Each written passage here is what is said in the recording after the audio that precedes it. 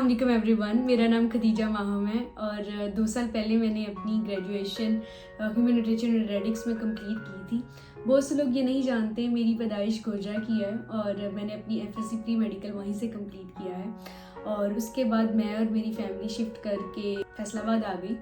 और शुरू से ही पढ़ने लिखने का बड़ा शौक़ था और मिडिल क्लास फैमिली से हूँ तो दिल में बड़े ख्वाब थे कुछ करने का। And my father my family always supports me in my education.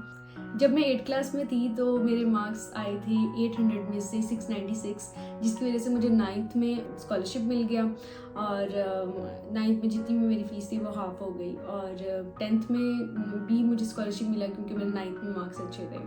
But जब मैंने एफएससी प्री मेडिकल किया तो मुझे वो काफ़ी मुश्किल लगा। बट स्टिल मेरे पेरेंट्स का ख्वाब था कि मैं डॉक्टर बनूं। पाकिस्तान में अगर आप रहते हैं तो पेरेंट्स का यही ख्वाब होता है कि आप या तो डॉक्टर बन जाए या इंजीनियर बन जाए। उनका मैं ये ख्वाब तो पूरा नहीं कर सकी, लेकिन मैं न्यूट्रिशनिस्ट बन गई।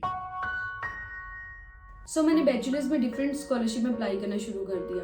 मुझे आज भी याद है मैंने एक एक्सचेंज प्रोग्राम में अप्लाई किया था जिसमें मेरा इंटरव्यू क्लियर नहीं हुआ था और मैं बहुत रोई थी। लेकिन शायद ये अच्छा ही है कि रिजेक्शन आपको बहुत से एक्सपीरियंस दे देते हैं।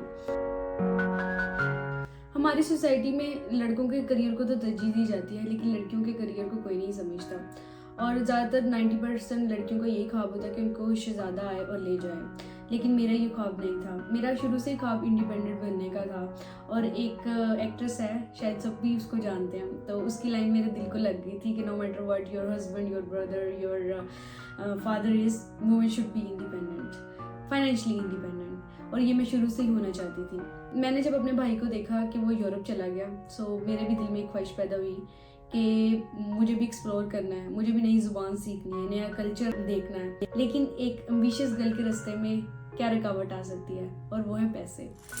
मेरे पास इतने पैसे नहीं थे कि मैं बाहर स्टडीज को अफोर्ड कर सकूं। बैचलर्स की स्टडीज कंप्लीट होने के बाद मैंने डिफरेंट कंट्रीज में अप्लाई करना शुरू कर दिया। वो कंट्रीज जहाँ पर फ्री स्टडीज अवेलेबल हैं, जैसे जर्मनी, इटली और ऑस्ट्रिया। यही तीनों कंट्रीज मेरे माइंड में थी क्योंकि यहाँ पर स्टडीज जो है वो फ्री हैं। बट जब जर्मनी में मैंने देखा कि ब्लॉक अकाउंट है और ब्लॉक अकाउंट 11,400 यूरोज़ है और जो कि मैं कभी भी अफोर्ड नहीं कर सकती। इटली फ्री स्टडीज़ तो देता है लेकिन जब मैंने अप्लाई किया तो मुझे यूनिवर्सिटी में एडमिशन तो मिल गया। बट पॉइंट यहाँ पर ये था कि इटली की अपॉइंटमेंट ही तब क्लोज हो गई।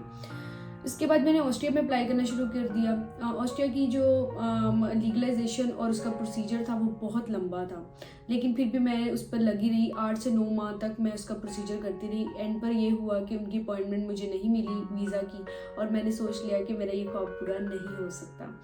एक दिन क्या हुआ, मैंने अपनी कॉपी पेंसिल ली और साथ अपना लैपटॉप रख लिया और देखा कि फ्री स्टडीज़ किन किन यूनिवर्सिटी में हो सकती हैं। तो वहाँ पर सरप्राइजिंगली मुझे स्विट्ज़रलैंड भी दिखाई दिया। मैंने कभी ये सोचा नहीं था कि स्विट्ज़रलैंड इतना एक्सपेंसिव कंट्री है और यहाँ पर एजुकेशन आपको फ्री भी अवेलेबल हो सकती है।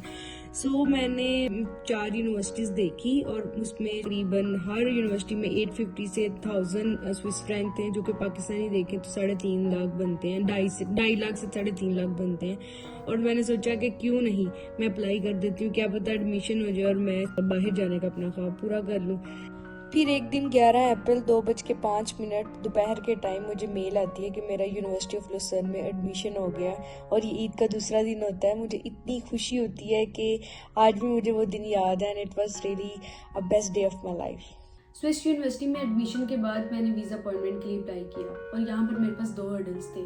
एक तो आइट्स और दूसरा था 21,000 स्विस फ्रैंक अपने अकाउंट में जमा करवाना। आइट्स की तैयारी मैंने शुरू कर दी और मैं इतनी बिजी होती थी कि सुबह जॉब के लिए जाना और शाम को मैंने आइट्स की प्रिपरेशन करती थी। तो अला करके मैंने आइट्स भी दे दिया और मेरा वो क्लियर हो गया। अब दूसरी हर्डल थी मेरे पास 21,000 स्विस फ्रैंक जमा करने। अब स्विस यूनिवर्सिटी के 3 रूल्स हैं जिसमें आप फ्रैंक्स में जमा करवा सकते हैं, या तो यूरो में करवा सकते हैं या फिर डॉलर्स में करवा सकते हैं। तो मैंने यूरो को चूज़ किया और यूरो अकाउंट अपना बैंक में खुलवाया और वहाँ पर 21,000 यूरोज़ जमा कर लिए। और जिस दिन मेरी वीज़ा की अपॉइंटमेंट थी, मैं इस्लामाबाद जा रही थी, मुझे आज भी याद है। तो मैं इतनी फ्रस्ट्रेटेड थी क्योंकि इंटरव्यू होना था मेरा और मैं बहुत डरी हुई थी कि मेरा रिजेक्ट हो जाएगा इस दफ़ा भी और मेरा इस दफ़ा भी वीज़ा नहीं लगेगा। लेकिन 2 मंथ के बाद मुझे मेरे भाई की कॉल आती है और मैं ऑफिस में बैठी होती हूँ और काम कर रही होती हूँ और मुझे कहता है मेरे भाई कि ना मैं बहुत बीमार हूँ और मुझे ना तुमसे बात करनी है। फ़ौरन तुम ना ऑफिस से बाहर आओ। और मैं जल्दी जल्दी हर रश में ऑफिस से बाहर जाती हूँ और मुझे पहले तो वो कहता है मैं बहुत बीमार हूँ, मेरे साथ ये हो गया वो हो गया। बताता है कि मेरा वीज़ा लग गया। मुझे यकीन ही नहीं आता कि मेरा वीज़ा लग गया। मुझे भाई 3-4 दफ़ा बताता है और तब मैं यकीन करती हूँ कि हाँ भी मेरा वीज़ा लग गया। मेरा जो पाँव है वो ज़मीन पर ही नहीं होते। मैं इतनी खुश होती हूँ क्योंकि जो ख्वाब सोचा वो पूरा हो गया और जिसके लिए मेहनत की वो मिल गया।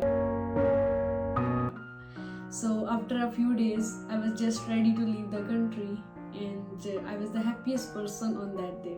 I still remember. I can't forget that day.